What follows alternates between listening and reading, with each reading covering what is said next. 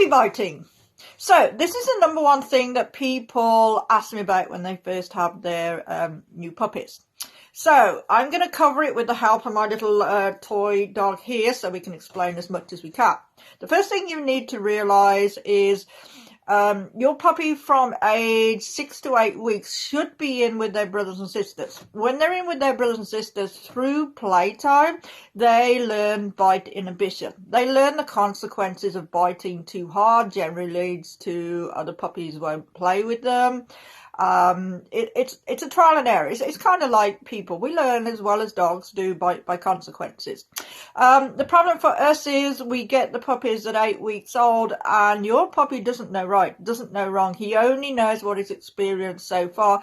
So he's immediately going to start trying to interact with you or your children the same way as he would with his brothers and sisters. The downside is we've got much softer skin than other dogs, and we do tend to be a little bit more dramatic when we get bitten, well, when nipped by a dog, depending how hard that bite is.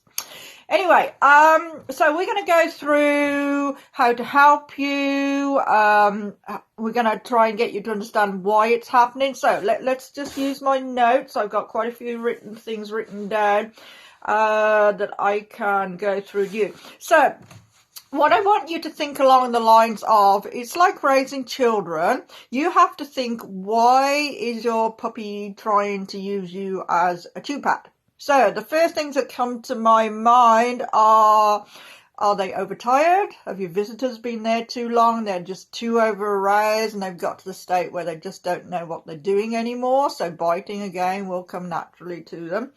Are they hungry? They've got to get themselves into a pattern. They're in a brand new environment. Things have to settle down. It's a learning curve for you and for the puppies. Are they teething? So dogs go through 2 teething stages. Are they in their first teething stage? And we'll go through the second stage later on in the video. Do they need exercise? I mean, I know puppies do sleep a lot, but in between they do need exercise. On the subject of exercise, that doesn't mean taking them out for an hour-long walk. They just need little bursts of energy, just kind of mental stimulation. You don't need to go outside, get them jumping off the deck or anything like that. That's going to be really dangerous. Puppies' joints are still growing up until 12 months, so you can easily damage. So yeah, you can take them outside, take them sniffing or whatever. Lots of nice gentle exercises, but just don't overdo it because you could damage those little joints. What else have we got? Defensive biting. Okay, so I'm going to talk about that, and the reason that I've got that down on my list is because what jumps into my mind is the Cesar Millan, once they start biting you, when he tells you to put them on the side. Oh, the video slipped because I put that just a little bit too hard on the side, and your puppy's still turning around and trying to bite you and still protesting. This is the only way your pup has got to tell you to stop what you're doing. We're going to go through in a little bit some other ways. You really do not need to do that. It just won't do you any favors at all. Another thing I need you to be aware of is where you place your hands on your puppy. So generally, one of my pet peeves that I see a lot is, oh, puppy, and you're touching them on the ear, you're stroking them on the nose, anything that you can think of. But look where you're putting your hands. You're putting your hands right close to where their mouth is. The natural thing for your puppy is to turn around and start grabbing your hands, okay? So be aware of where you're touching your puppy, and we're going to do talk about this in a little bit more that will help you. But generally, you can keep them calmer by just stroking their tummy. Just nice, short, soft movements really does help them. Little scratch on the ear when they're a little bit calmer, not when they're super excited to see you. Okay, so those are just quickly a couple of things, and we will talk about it more in classes, but the bit you really want to know is how you can stop this. So for desensitizing the dog to being touched all over, we've just discussed what happens when you do this with your puppy. This happens, okay? So I didn't bring any treats, so I'm just going to use dip in here. We're going to pretend this is a bit of a food. So what you're going to do is you're going to distract your puppy by feeding them food. So don't just let them take it and eat it. Hold it in your hands. While they're eating it, I want you to just generally touch your puppy. This is a very good position for this puppy. All over, okay? Keep them nibbling on that treat.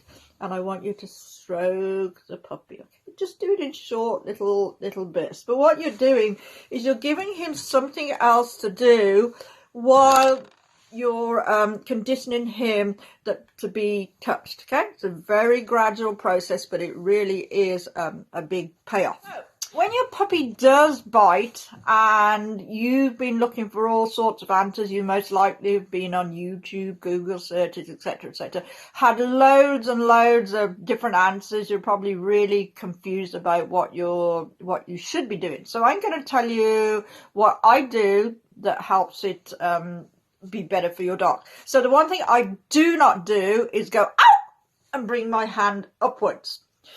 If you think about it, when your dog has a squeaky toy, they immediately want to pounce on it. It gets them really, really excited. So you go ow and pulling your hand up is going to have that effect on your dog. If you think about the wild, prey drive, animals squeal and they're going to move. So you're just bringing back into them what they would practice in the wild. Okay. The other thing that I never do is go, no, bad dog, push them away, pin them on the floor or anything like that. To your dog, they don't know right, they don't know wrong. And as far as they're concerned, is you're playing with them. That squeal, that pushing, that saying, no, bad dog, is actually feeding them with attention. That's the opposite to what we actually want to be doing with your dogs. So this leads me to the way I actually train dogs, which will be covered better later in the video. You are going to find that I tell you that you are never going to use the word no, bad dog, get down, etc. when you are training your dog. What you're actually going to do is you're going to get your dog addicted to the word yes. Yes is every time they do a behavior you would like to see repeated. You're going to reward them every time they hear the word yes. It's going to be their favorite word. Like I said, I never use the word no, but I constantly reward for the word yes, but that will come later. I'm going to explain it better. So, if I wanted to stop the dog from biting, chewing on me, or whatever they're doing, I need, because I can't say the word no or get down or anything like that, I need to replace what they were doing with something else. So I need to start off by redirecting them.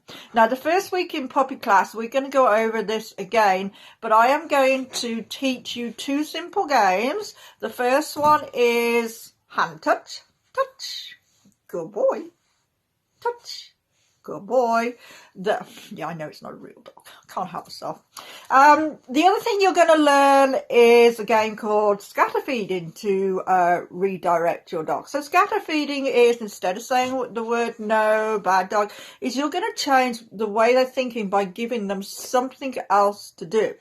So what you're going to do is you're going to get a handful of treats. We're going to teach them to go find it. You're going to throw them on the floor. You say go find it. Your dogs learn that go find it is a really rewarding game. While they're eating the kibble on the floor, what you're going to do is you're going to get something else for your dog to be redirected onto when he's eating that food. So that could be just a typical example, just a soft tug toy. Okay. When your dog has finished eating the kibble, they're going to turn around and they're going to see in your hand that you have a tug toy. You can help them out by smearing peanut butter or bacon fat on it in the early stage. But basically, as soon as they look at it or put their teeth on it, you're going to say the word yes. They're going to understand that yes means they've just done something correctly and that it is okay to put their teeth on the tug toy. So now you've stopped the behavior and you've redirected them into something else you would prefer them to do. Yeah, it will kind of make more sense once we start back into the classes next week.